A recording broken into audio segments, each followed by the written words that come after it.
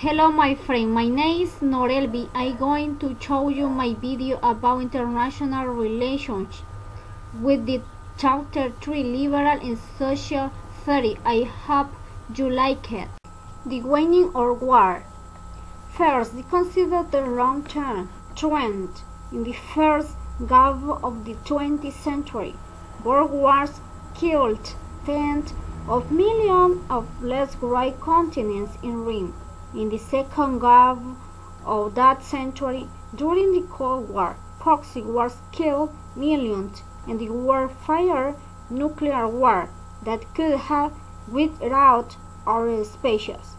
Now in the early 21st century, war like this Afghanistan and Syria killed tens or even hundreds of thousands.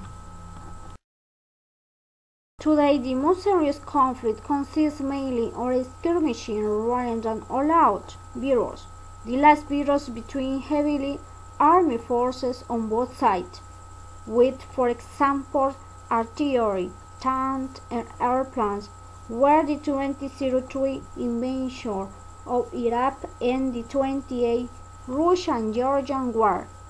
Both short and one side are afraid. In 2010, the world's most destructive war was in Syria, where a rebellion and the government's brutal suppression of it cost 60,000 lives over 2 years. Rules of international relations are slowly, incrementally evolving through time and becoming more and more peaceful. This evolution results primarily from the gradual build-out of international organizations and mutual cooperation. Second, from the change in order of the public opinion as identity and peace. The liberal theory of international relations tries to explain how peace and cooperation are possible.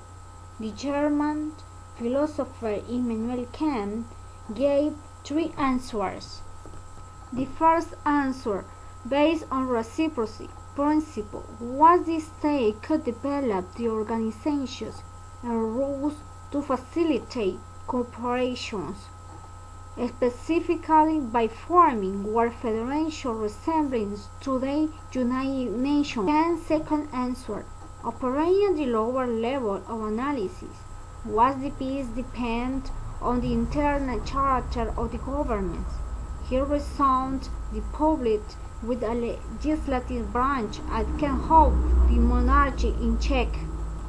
Kant's third answer, that try to promote the peace, realism of the presumption that try increases wealth, cooperation, and global well-being, all while making conflict less likely in the long term because the government will not want to disrupt any process that adds to the wealth of their state.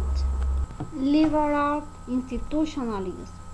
How peace can evolve, namely the ability of a state to develop and follow mutually advantageous rules within international institutions, to monitor and enforce them. Several important institutions such as the World Trade Organization and the European Union decisions require consensus among all the members, making them all equal of the governance. Urge that the state, although autonomous, could join a worldwide federation like today United Nations and respect its principles, even at the cost of the following certain short-term individual gain. Neoliberal approach differs from the earlier liberal approaches in that it conceded to realize several important assumptions, among them that the state are unitary actors rationally persuade their self-interest in a system of anarchy. International arrangement. An international arrangement is a set of rules, norms, and procedures around which the expectations of actors converge in a certain issue areas, wherever are control, international trade, or an artistic exploration. Regions can help solve collective good problems by increasing transparency because everyone knows what everyone else is doing, cheating and riskier. In part, the survival of regime rests on their embedding in permanent institutions such as the United Nations and NATO, the International Monetary Fund. Healthy regime. The World Health Regime includes state GEO such as the World Health Organization, non-profit organizations such as the Gates Foundation, and others, all working with common expectations about activities to improve health and stem epidemic. Collective security. The concept of collective security, which grows out of liberal institutionalism, refers to the formation or a broad alliance of most major actors in an international system for the purpose of jointly opposing aggression by any actors. The success of collective security depends on 2 points. First, the members must keep their alliance commitment to the group. A second requirement for collective security is that all members must agree on what constitutes aggression. Kant argued that lasting peace would depend on states becoming republics with legislators to check the power of monarchy to make war. Somewhat similarly, international relations scholars have linked democracy with a kind of foreign policy fundamentally different from that of the authoritarianist social theory. Several distinct approaches in international relations theory may be grouped together as a social theory, meaning that they rely on social interaction to explain individual and state reference. The identity of the potential adversaries matters not just its military capabilities and interests.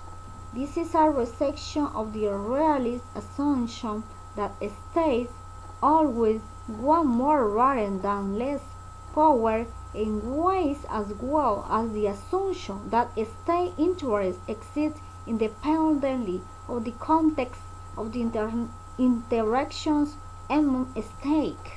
Constructivist theory based on the core principle or identity, the actor's preference as the construct by the actors rather than given. Marxism, historically most important among social theory, Marxist approaches to international relations hold that both international relations and domestic politics arise from unique relationships between economic classes. What is Marxism? It's a branch of socialism, a theory that hopes that the more powerful classes oppress and exploit the less powerful by denying them their fair share of the surplus they create. Peace studies. Peace studies challenge fundamental concepts behind both realism and neoliberalism. In particular, peace studies seek to shift the focus on international relations away from the interstate level of analysis and toward a broad conception of social relations at the individual, domestic, and global levels of analysis. The development and implementation of the peaceful strategy for settling conflict using alternatives to violent force and leverage are known by the general term conflict resolution. Thank you so much for watching my video.